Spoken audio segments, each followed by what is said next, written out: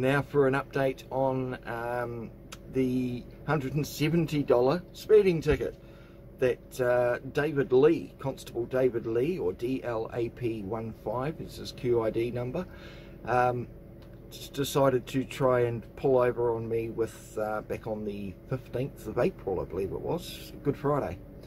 Now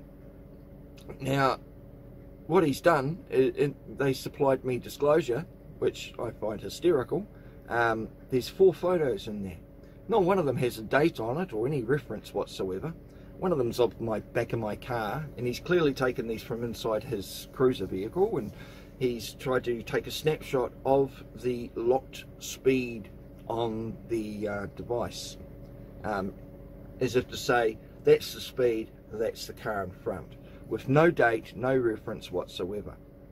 Okay, so what I did, because I have a speed camera, is I went and did the same thing, except I went and parked behind multiple cars with the same speed locked in, because I can lock that speed in and leave it there all day long if I want to, and then pull up behind multiple cars, or repeat the process for slightly different numbers, and then pull up behind whoever I like and take a photo, and that's supposed to be evidence beyond a reasonable doubt, is it?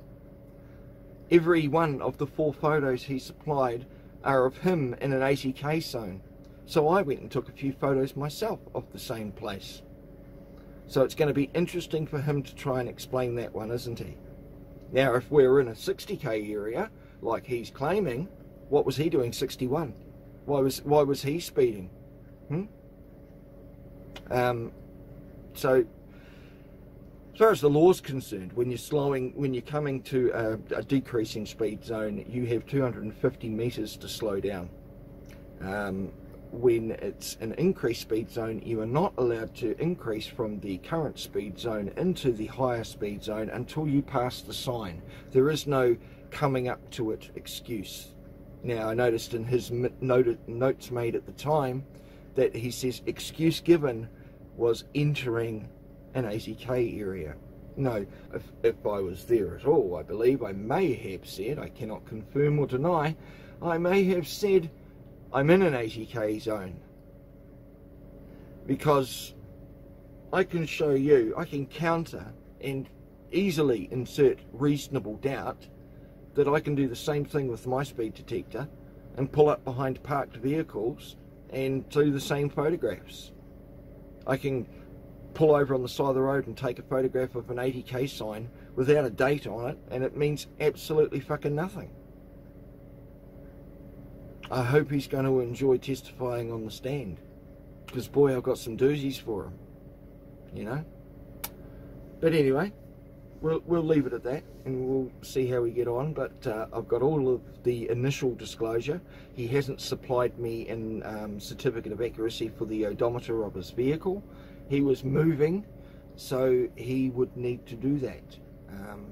The speed detector isn't enough, because as I also prove in a video I'm going to add to here, actually, I show you how inaccurate your speedo can be compared to your actual, to the radar detector, but exactly how accurate the radar detector is compared to, say, the GPS or your maps function on your phone.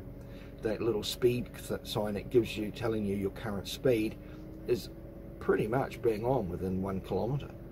So yeah, anyway, I'll let you guys look at that video. Thought I'd give you an update, so you guys can see what a speed detector looks like when it's running. Thought I'd show you how easy it is without a phone number, without a date or a time to show when it was taken, to verify that time and that date that that machine was doing it, like a speed camera would. That it's very easy to lock in any speed and then pull up behind any other vehicle and say that that's what you clocked them at. Alright, so this is just to show you all. I have a little roof mount in the car, so that's where you're mounted at the moment, so you can see all of this. It all looks nice and clear, doesn't it? So we'll get rid of the fork settings, get rid of the fast, and we'll do short push the forks.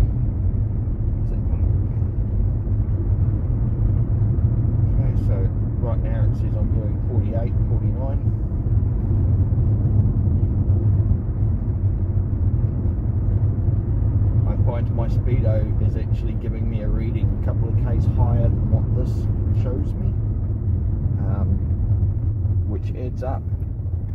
When I'm doing 106 kilometers an hour on the speedometer here, on here, I'm actually doing 100 by this. If you really want to know how accurate your GPS is, excuse me,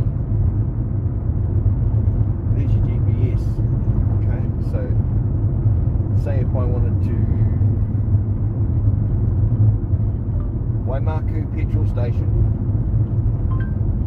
Okay, so now what it'll do is it'll give me directions, tell me to start. Now you'll notice this little speed here where it says 51, that's the speed it's telling me I'm doing, which is usually within half a kilometre identical to this. Okay, so this is very accurate compared to the speed detector. Alright, it says I'm doing 45, 44, 43.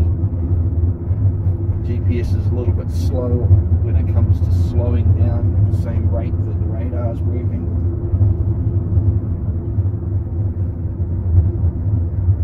Anyway, moving on. So if I want to lock something in, it comes with a remote. All I have to do is hit this top button.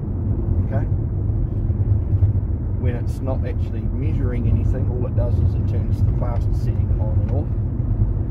But when someone else shows up, there's the target vehicle, and then you lock it in on the centre one.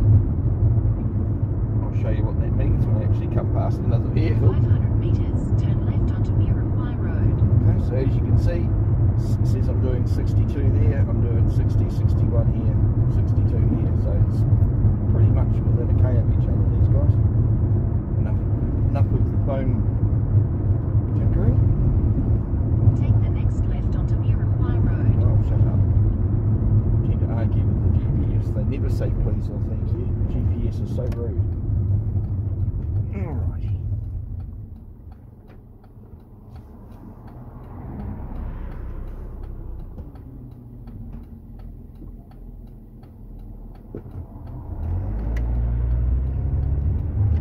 Now if I wanted to measure that car in front, Mirepoix Road for 1.5 kilometres.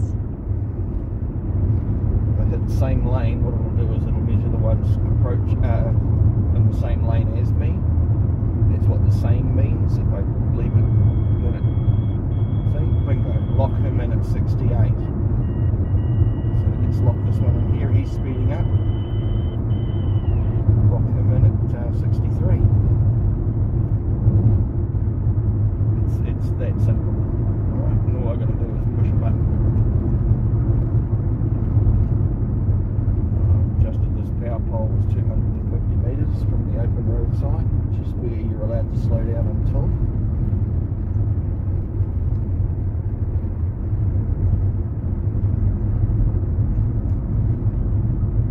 And I'll even take you for a little spin past the scene of the crime, so to speak, as far as I'm concerned.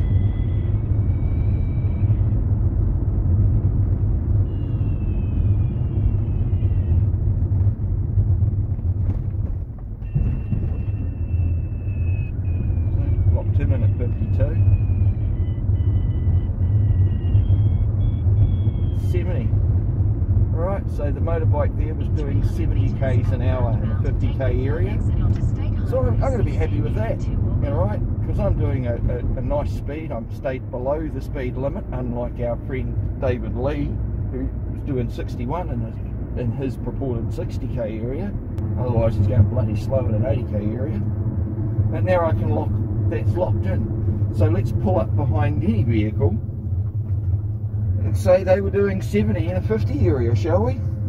Because, in fact, Turn left, then turn left. let's pull in behind this vehicle here Turn right, then your destination. and will be say on this the right. vehicle here at the petrol station was doing 70k in a 50, shall we?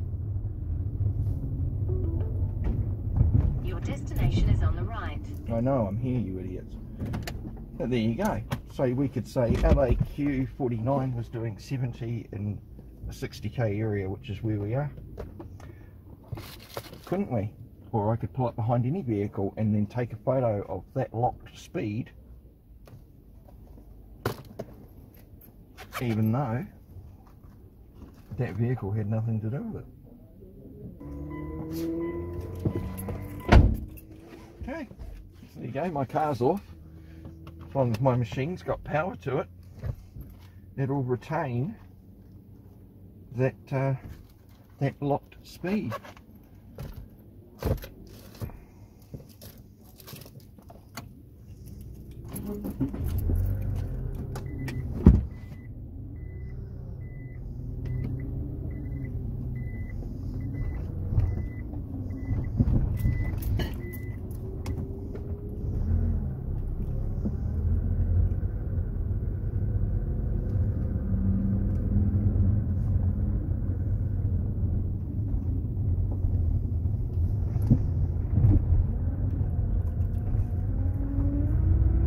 For that point, I could have my dash cam going and just record myself behind all of these other cars,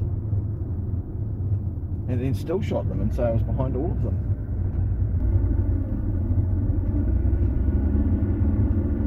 And no, when going through a roundabout straight ahead, you do not have to indicate. So as you can see, that car there was doing 39, so it'll still tell you what the oncoming traffic is in case you strike a faster one. You want to lock it in. But if there's a car parked on the side of the road here, nothing stopping me from pulling up behind it, taking a photo just as our friend David Lee did, and saying, oh no, that was, you know, that car was definitely doing 70 in a 50k area, because I'm in a 50k area here. So, kind of make you wonder, doesn't it, people? Anyway. That's food for thought. I'll leave you with it, but that just shows you as a prime example how easy it is for someone to produce a photo like that, and I can say I've been doing that speed or rough enough to that speed, lock them in for another one. Doesn't all have to be the same numbers, just so long as it's, you know, their threshold over, and bada bing bada boom. See, this guy's doing over 50, 67, 65. Now, it's one other thing, as far as the speed camera operator manual is concerned, you're supposed to visually view the car doing that speed for 100 meters before locking it in and confirming your visual notification of it along with the audio tone that you hear. So if you're tone deaf, how the hell can you operate it? And then after you've done that, you can then, you're then supposed to lock it in on the radar, or take the photo with the radar. But it says quite clearly in the operator's manual, and I've got a few of their operator's manual thanks to Official Information Act requests, that for their speed camera operating, especially for the dual DSR, like my stalker here, you must visually view the car doing that speed at 100 meters through your visual eyes, as I just spotted that guy doing over 50. Then you've got to hear the audio tone at the same time within that 100 meters and then lock it in. There's no way in fuck David did that. It was an $80 ticket. I spent $160 challenging. So it's not about the money, it's about the principle. And myself thoroughly enjoying myself over 10 months, making all of their lives a misery, just as they do to us every day of their fucking existence.